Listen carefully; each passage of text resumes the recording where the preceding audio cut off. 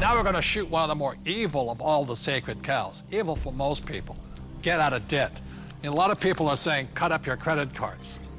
I think that's really ridiculous because a credit card is not the problem. In fact, I love my credit cards. I don't know how anybody could get along today without a credit card. But the credit card isn't the problem. It's lack of financial education is the problem.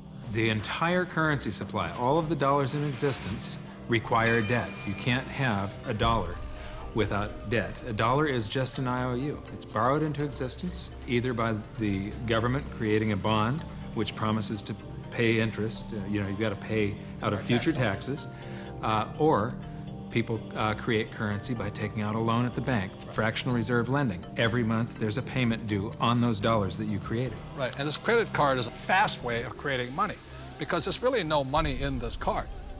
See, let's say I go to the store, there's no money in it, and I charge $100. Like magic, $100 is created and it flows into the economy. That's why debt is good.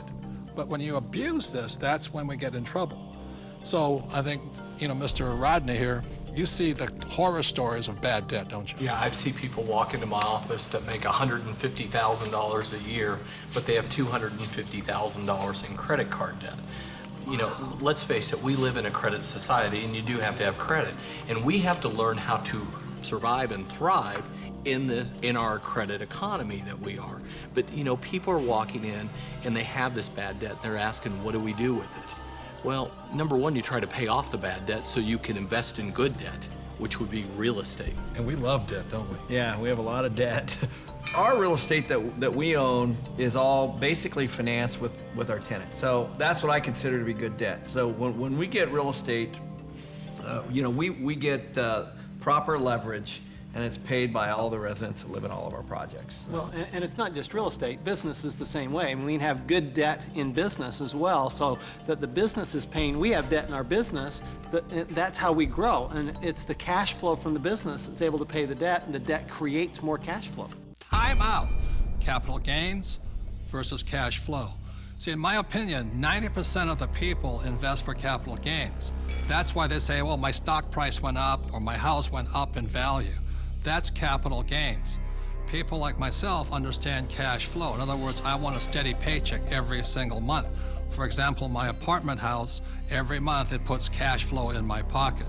So if you want to be rich, you have to know the difference between capital gains and cash flow. Capital gains is technically gambling. You're hoping something will change. Cash flow is more guaranteed. I want that income every month. So very intelligent investors invest for both capital gains and cash flow.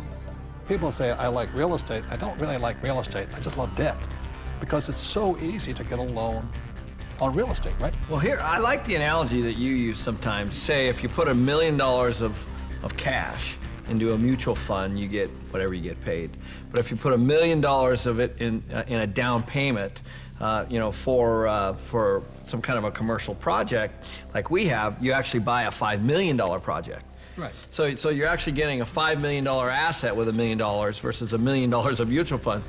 And so the value you're creating on that real estate is on the $5 million, not the $1 million, by using banks' leverage. And the tax benefits that you get on the real estate isn't on the $1 million either. It's on the $5 million. So you not only increased leverage on your cash flow and on your growth in your asset, but you've also increased your leverage on your taxes. Well, here's what we're doing. We get these loans, the tenants are paying them off. That's the point. Oftentimes people don't look at that. And they're paying it off with after-tax dollars. Yeah, they're moving into our places, they're paying our rent, we're taking that rent and we're paying our mortgages, and our mortgages are getting paid down to zero. Wait a minute. Ken's talking about these million-dollar deals. Let me tell you how I started. I'm somebody that knew absolutely nothing about money or financing or investing, and I began investing with a little 2-bedroom, 1-bath house, and this was back in 1989. The house cost me $45,000. I had to put down $5,000, of which I didn't have, and I had a mortgage or good debt of $40,000. And the reason it was good debt is because every month I would collect the rent, I would pay the expenses, I would pay my mortgage payment, and at the end of the month, I had a positive cash flow of $25. Now, It wasn't a lot, but it was a start. And from there I learned and I did my next investment and my next investment. So it was good debt because that debt put money in my pocket every single month. Just if people understood that there is such a thing as good debt, because I don't know how many people I talk to, but when I talk about debt, oh man, debt is the dirtiest word in the world. That's the four-letter word, debt. Because they're not educated, no, that's why. And people are raised, and I was raised to get out of debt. You see, this is the thing. You go to a bank, and the banker will sell you mutual funds. But ask them if they will loan you money to buy those mutual funds. The answer is no. But if we go in and we say, we want to buy real estate, oh, how much do you want? It's because there's collateral. Yes. They actually have something physical. That's it. Yeah, they'll sell you mutual funds, but they won't lend you money on mutual funds. That should tell you something. That should be a quick indicator. Dear God, what are you trying to tell me? You know, and the other part about it is, too, is that borrowed money for real estate, is that after tax, pre-tax, or no tax? It's no tax. Anytime you're borrowing money, there's no tax on that money. You can use that cash. It's not taxable at all. So if somebody wants to borrow $1 million or save $1 million, it'll probably take them $2 million to save the million because tax is going to take 50% of it. Right. But I just go straight in and borrow $1 million, which they give us. It's great money. I love my banker. I'm not saying bankers are bad. They're fabulous because they give us the money. All they want is their interest. We keep all the appreciation, depreciation, amortization. We keep all of it. They're the best partners of all. So I'm not anti-bank and I'm not anti-debt. I'm anti-lack of financial education because there's good debt and there's bad debt. Your rich dad was a tough, tough, tough mentor. But, you know, I think some of the greatest mentors are tough because a really great mentor will push you to go beyond where you think you can go. And that's some of my best mentors. That's what they've done for me. Yeah, and I didn't always listen to my rich dad. I still remember I did the real estate course, you know, and I went running out in Honolulu, and I found this condo, and it was for $64,000, and it didn't cash flow, so I went to see my rich dad, and I said, but it's going to go up in value, in other words, capital gains. He says, never buy anything that goes up. It must cash flow. And I said, no, no, no, it's going to go up. And we argued and argued and argued. And this is what he said to me. He says, if you start investing for capital gains, someday you will lose big time.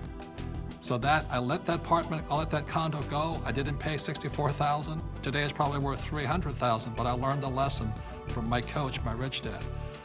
If I had gotten into the habit of buying for capital gains, either the price of stocks going up or real estate going up, I might have been wiped out in this crisis. So that's why a coach and a mentor keeps you onto your plan. And helps you create and develop very, very good financial habits. Because if you have poor financial habits, as you're in your personal life, you're going to take those into your investment life. So one of the most important things is they will help you develop great financial habits. Because when markets go up, greed sets in, and greed makes people stupid.